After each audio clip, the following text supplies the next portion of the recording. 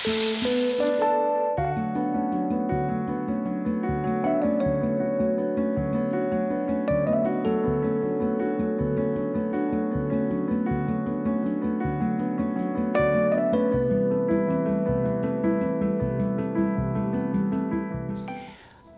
sa mga Pinoy ngayon ang nahihilig sa K-pop o K-drama.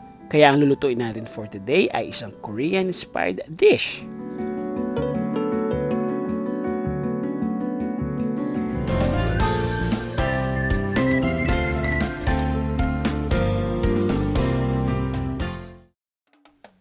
Sa 350 grams na chicken tender, maglalagay tayo ng 1/2 teaspoon na salt at ng 3 tablespoon na black bean paste.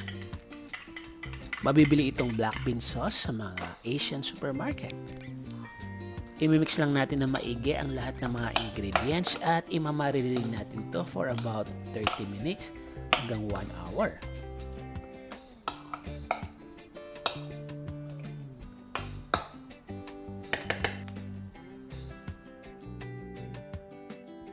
Sa mainit na kawali, maglagay tayo ng about 2 tablespoon olive oil. Kapag medyo nag-smoke na ang kawali, ilagay na natin ang ating marinated chicken.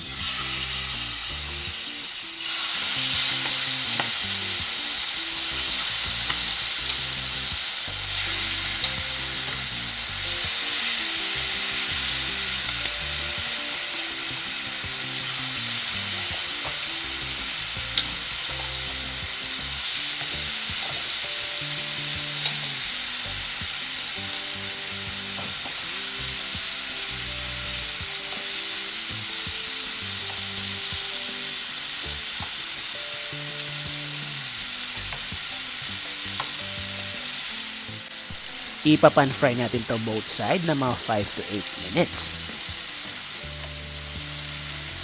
Guys, ang apoy natin ay nasa high setting para maluto agad at ma-toast ang ating chicken. At nang sa ganun, lalong ma-enhance ang lasa nito. Ayaw din natin kasi na ma-overcook ang ating chicken breast. Ang gusto nating mangyari ay kapag kinakain natin ito ay juicy at hindi dry.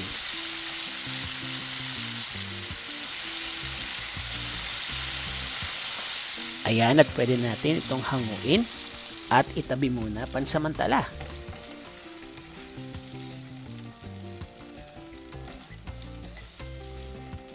Ang next step natin ay ang paggisa gamit ang same na kawali. Umpisa na natin sa ating ginger.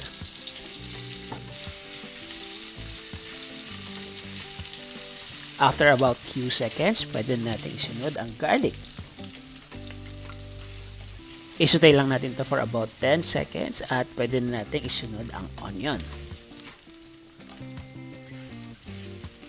Isusutay lang natin to hanggang sa mag-translucent ang texture nito at pagkatapos nun, pwede na tayong maglagay ng black pepper.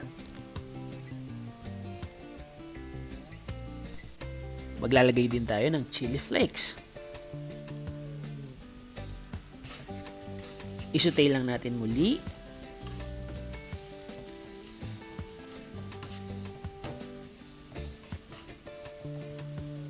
Sunod na natin ilagay ang 1 tablespoon oyster sauce at 1 tablespoon banana ketchup. Pero kung mas prepare nyo ang tomato ketchup, pwede din naman.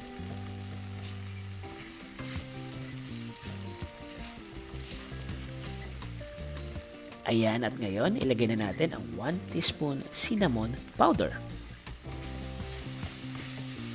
Isutay lang natin to for about 20 seconds at pwede natin ilagay ang ating chicken.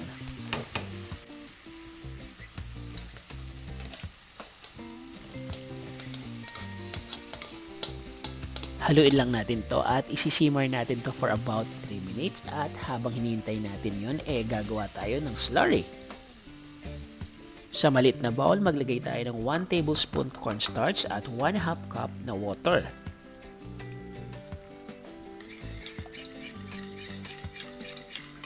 Haluin lang ito hanggang sa mag-smooth ang texture nito at pwede natin ilagay sa ating niluluto.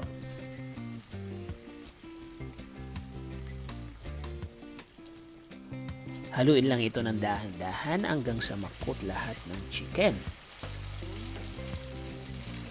Tignan nyo guys, halos na-absorb na ng chicken ang lahat ng ingredients na ating nailagay. Kaya guys, i-ready nyo ng kaning mainit at tiyak kung mapapalaban tayo dito. Guys, nga pala kung kayo ay bago sa ating channel, huwag nyo kalimutan mag-subscribe at pakiclick nyo na rin yung bell button para sa mga latest updates.